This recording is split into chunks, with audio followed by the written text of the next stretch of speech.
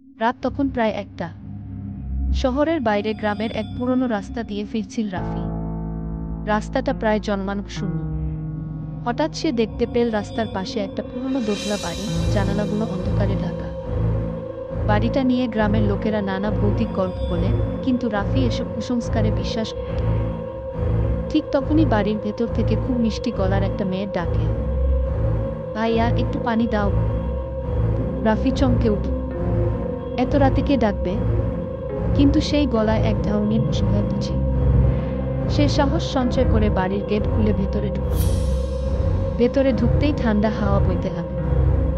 চারপাশে যেন অদ্ভুত নিস্তব্ধতা।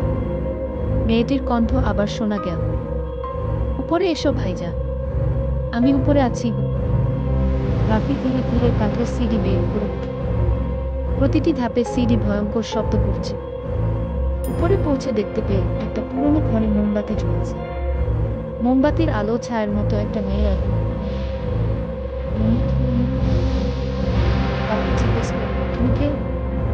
মেয়েটি ধীরে ধীরে মুখ তুলে তাকাল।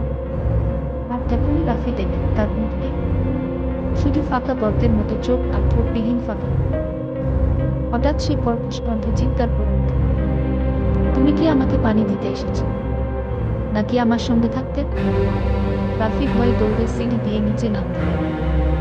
কিন্তু সিঁড়ি যেন শেষই হচ্ছে না। সে বারবার বেড়ালে সিঁড়ি একই জায়গায় ফিরিয়ে আনছে। চারপাশে শুধু মেয়েটির সেই কর্কশ হাসির শব্দ প্রতিধ্বনিত হচ্ছিল, তুমি আর কখনো বের হতে পারবে না গি।